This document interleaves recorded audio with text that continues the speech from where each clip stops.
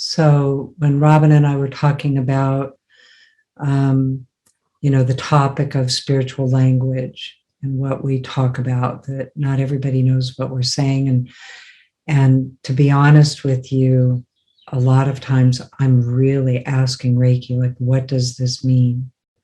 And, that would be the answer I'd give you, like the word grace, for instance. And I know somebody put that in the chat, and I had to really work with that. And I had to first learn to work with it and heal some of my resistances to the word itself, to ask it what it was. It was a whole process. And for some reason, I was I felt like I really needed to do that. Like there was a block there with the energy that we use the word for. Like, what's that actual energy more than the word? So anyway, we were talking about empathy, because we talk about empathy so much in this group, because so commonly people that are interested in subjects like Reiki or other modalities or spirituality, or people that are by nature wanting to help in the world, we often have high levels of empathy. And there's a lot of definitions of empathy. So, this is not to replace your definition or what you know of it. It's just to add to the idea. And of course, what do you do with it is always our main subject, is what do you do with it? And so empathy, by the way that I experience it, and experience it with a lot of my clients, family members, some people are way more empathic than others. And I don't even know if it is like something, if a person doesn't have a lot of empathy, that is something that they can add to. I don't know that part because I haven't experienced that. And it's not a criticism to have a lack of empathy. In fact, a lot of times people criticize people for having empathy. So it can go back both ways. So it might have been, that you experience people telling you you're too sensitive, or things bother you too much, or, just like let it go, or, all of the different things that happen when you can feel the feelings of the world. And by feel, I don't mean that you necessarily have a feeling, because that can be different for everybody too. You can think the feeling, you can sense the feeling, lots of different ways. When I use the word feeling, that's an all-encompassing, like you have the ability to connect in to other people, what they're going through, the animals, it can be an anxiety, it can be a feeling, it can be a worry. On the other end, it can be an innovation. Empathy also, we talk about morphic resonance, another term maybe we should explain. Put that on the list. What's morphic resonance in this? I've Googled it, and I don't know if it's talked about in like the dictionary, but in these fields, morphic resonance is that idea that, it's in the frequencies, and multiple people can tap into the same idea at the same time. And, we've seen that throughout history. So anyway, morphic resonance empathy can include not just the challenges in the world or the hard parts of the world. It can also include the ideas, the morphic resonance, the innovations. I had somebody say the other day a particular thing, and she said, I know I made up that word, and then it was doggles. So this person said, I know I created the name Doggles, and then it became a business. So Doggles is a business that sells goggles for dogs. So they're called doggles. So, and anyway, I was like, well, I kind of think that happened even before that, like the business already existed, but it was a perfect example of connecting in to that morphic resonance where that does happen, where you have a thought or suddenly you've tapped into that energy. So that's also empathy. So in the invocation today, that's what that filter is for. So Robyn and I were talking about how much we use the filter and how she was talking about it a couple weeks ago when we talked about triggers and learning to put that field of light around you so that, if you are empathic, you have that field of light that to me acts like a filter. So the frequencies of the world normalizers, that's maybe not the right word, but they stabilize so that as they move through that filter, Reiki energy is conscious.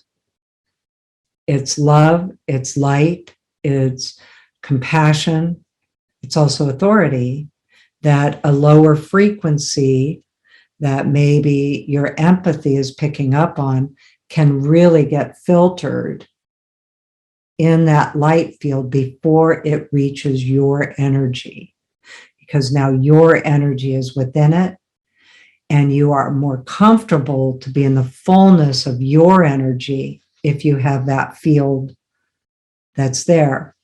So the field to me is very different than, say, a shield of protection, because in a shield, you're inside the shield and it's a like a surface, and it can be a hard surface. I see that often when people have by necessity had to create shields in their world, and then the outside world booms against it and there can be a reverberation experience of it. But the field of Reiki light is more of a filter of light. And just like when the light illuminates the dark, it shifts everything into that same energy. So by the time it reaches you, and because the energy is conscious, by the time it reaches you, you also have discernment, because Reiki energy is ultimately very practical. It's very usable in your daily life. It's very practical for how to live your daily life. And so it can help you discern what needs to happen with that energy. Are you going to engage with it? Do you need to engage with it? Do you want to engage with it? And if you do need to engage with it, what does that mean? And those energies come in and can help you navigate through it. If it's a challenge, it can take you to solution. So that's the other thing, is recognizing that what Reiki naturally does, because it elevates, it entrains. When we activate it, it entrains us to it. It brings us to those higher frequencies. And it may take us those layers to get there. We're still human. So it may take, some of that shifting to get there, but the energy can lift us into discernment about your choices. So sometimes, when it's a challenge, what are your solutions? And it takes you to that so you can navigate through what the issue is from another perspective. The energy is now doing the work with it. You're no longer using your life force for it. Now the energy is doing the work with whatever this is. So you can observe it from another perspective, from this is me. Because what happens with empathy is that's the hard part.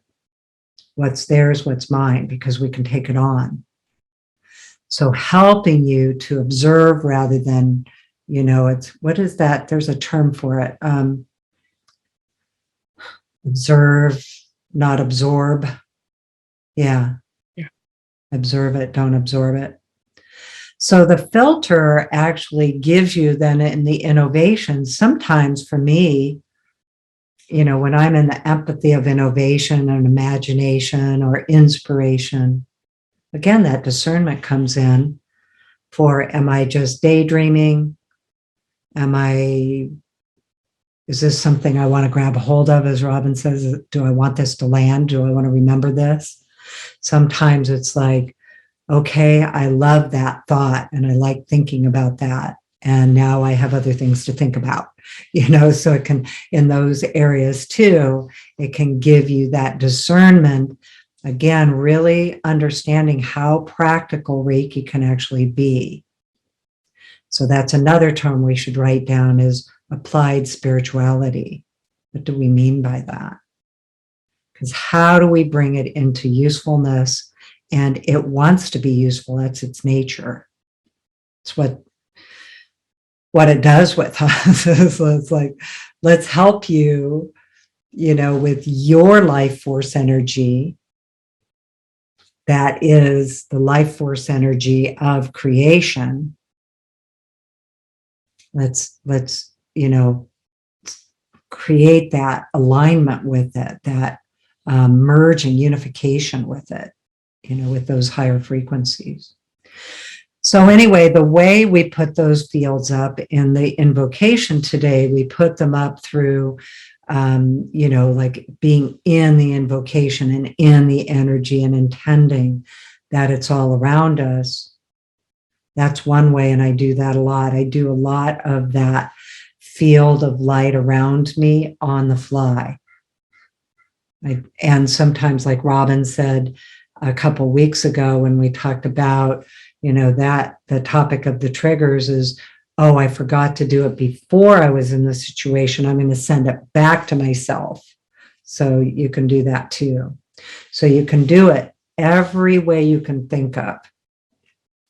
The Reiki energy, whatever level you have. If you are level 1, you can use all the level 1 energy all the way through all the different Reiki energies that you work with. And the idea is that you are placing it. So let's say I'm doing the power symbol, which is very common, or for me, I work with holy fire a lot. But in this case, for Karuna Reiki, I really use Zonar, Halu, and Hearth. And I'll just put that field either by drawing the symbols around me, above me, I remember above me, below me, and within me, however I can in the moment. And sometimes I absolutely just love spending the time with each symbol.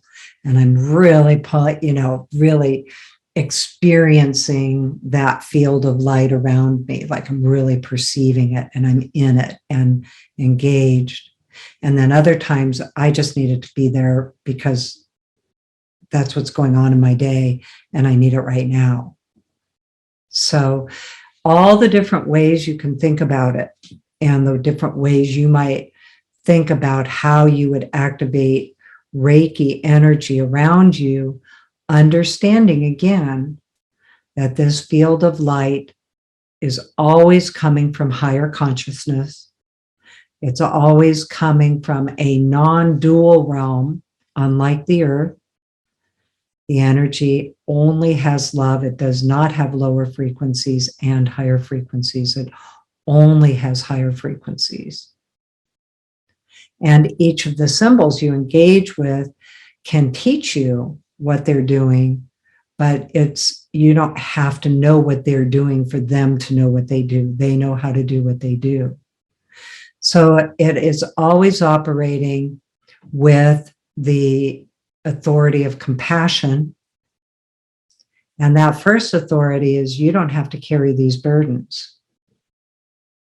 So it's one of the topics we'll talk about. What does sovereignty mean?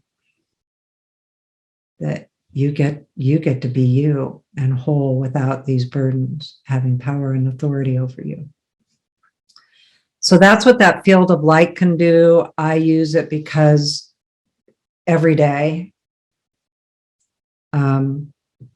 because I'm really empathic. And I like being empathic. I like the intuition, the psychic abilities that develop with it. I like the imagination that it takes me into.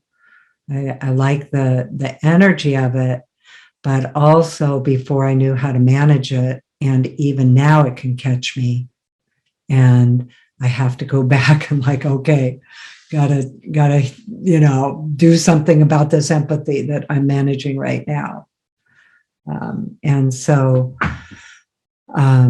however that is for you, working with that field, and even if you're still kind of like, I don't know about empathy, or maybe that isn't one of the things that are, an experience that you're experiencing every day, still use that filter. We're talking about using that with empathy, but it is also just a beneficial energy to place around you regularly, just to help you with life.